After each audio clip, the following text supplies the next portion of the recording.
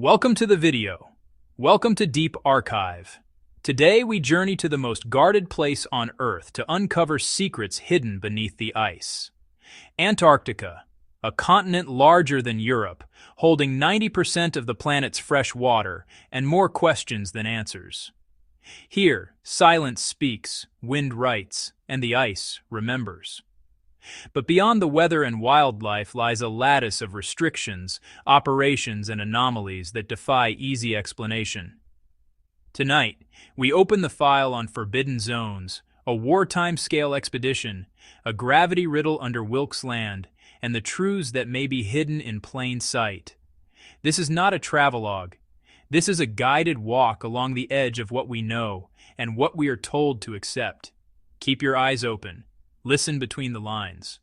Our story begins at the border between the allowed and the untouchable. Antarctica is governed by the Antarctic Treaty System, a web of agreements promising peace, science, and protection. It forbids militarization, nuclear tests, and claims of sovereignty, at least on paper. Yet scattered across the ice are polygons of absence, no-fly corridors, permit-only sectors, closed valleys, and off-limits ridges. Aviation advisories cite safety, crevasses, unpredictable katabatic winds. Sensible. But the map tells a fuller story. Inland plateaus can kill within minutes. A blizzard becomes a wall, a misstep, a forever fall. Still, some closed zones border facilities with more antennas than weather requires. Convoys move in the long night. Crates without markings, escorted, logged, never explained. Satellite links hum. High-frequency bursts crackle across the sky, while official schedules remain oddly blank. Researchers whisper about temporary camps with restricted perimeters, guarded by silent professionals without research badges. Tour operators comply. They sell the edges, penguins, icebergs, postcard bays. The deep interior remains a promised land they never promise. Independent expeditions hit walls of paperwork, insurance hurdles, and emergency support clauses that function as locks. The official line: safety, environmental stewardship, limited search and rescue capacity. Absolutely true, also absolutely effective. Under the ice, radar and thermal surveys have mapped voids, subglacial lakes, and tunnels the size of cities. Synthetic aperture radar finds reflections that don't fit neatly, hard lines where geology prefers curves. And then there are the reports that never see daylight, referenced in minutes, absent in archives.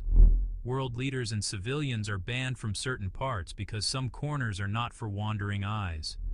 Call it caution, call it control. Call it a tidy line between what is researched and what is secured. Either way, the military presence, officially logistical, stands watch where maps fade to white. And beyond the white lies a story 75 years old. In 1946 and 1947, Admiral Richard E. Byrd led Operation Highjump, Task Force 68.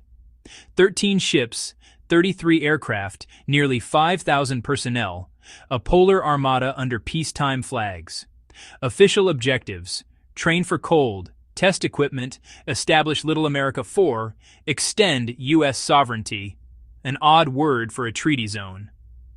Unofficially, some say reconnaissance, some say a race for resources, some say something stranger. Byrd was no novice.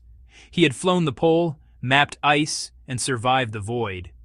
Yet upon return, reports circulated of comments about a new enemy capable of flying from pole to pole at incredible speeds. Pilots whispered of craft rising from the ice, turning with angles no propeller could match. Diaries and logs, some public, some contested, speak of radio interference, magnetic oddities, and equipment that failed without cause. Then there were tales of warm oases, geothermal pockets where moss grew, lakes steamed, and birds nested in winter. Antarctica does hide such places: dry valleys, volcanic vents, subglacial lakes larger than cities. But the scale in some accounts suggests more than pockets, suggests corridors, even hidden basins. If true, that would change logistics, habitation, and the logic of why certain valleys are sealed. Operation Highjump ended earlier than scheduled, officially due to weather, depleted supplies, and losses, including aircraft accidents. Unofficially, lore insists they were pushed back, having seen too much or the wrong thing. Byrd's later comments, parsed and debated, only deepened the myth: advanced crafts, lush lands within the ice, and a threat that flies fast and far. History records facts. Memory keeps the rest. Antarctica, as always, keeps its counsel. Which brings us to a different kind of evidence, not in stories, but in the pull of the Earth itself. In 2006, satellite gravity measurements spotlighted a scar in Wilkes Land, a mass concentration under 2 miles of ice. A dense anomaly, roughly 300 miles wide, like a buried bruise in the lithosphere. Explanations range from an ancient impact crater to mantle upwelling to something fabricated and hidden. Impact theory argues a colossal meteor struck here 250 million years ago, a blow large enough to stir extinctions. Others wonder if geometry lurks in the data, angles where nature prefers gradients, grid lines beneath glaciers. Ice cores record atmospheres and ash, but not blueprints. The ice remembers, yes, but selectively. Radar reveals subglacial lakes and bedrock relief. Gravimetry hints at shape, not meaning. If ruins exist, they are patient. If a base exists, it breathes so quietly that even satellites cannot hear it. Impact fields display concentric rings and rebound domes.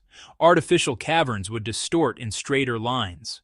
Reports of transient radio bursts and magnetic blips coincide with overflights, then vanish. Flight plans avoid a core ellipse. Weather is the reason. Weather is always the reason. Peer review demands caution. Funding demands consensus. Anomalies demand time. The Wilkes Land anomaly sits heavy and silent, a gravity fingerprint pressed into the ice. If it is a crater, it marks catastrophe and survival. If it is not, it marks intention. Either way, its existence fits the pattern. The deeper the question, the thicker the frost over the answer. And beyond data lies policy. What is found, what is told, and what is kept frozen in the vault. Why are these stories sealed? The obvious answer: safety, treaties, fragile ecosystems. Search and rescue is scarce. A spill lasts centuries. One mistake echoes through time. Then there is strategy. Antarctica is a vantage point for surveillance, communications, and prestige. Secrecy is a tool. It protects, it conceals, and it manages the narrative until the narrative is useful. Most who serve here serve honestly. Scientists measuring time, technicians keeping the cold at bay. They collect numbers, not myths, but the numbers sometimes point to doors. We are pattern hunters. We find lines in the snow and see roads.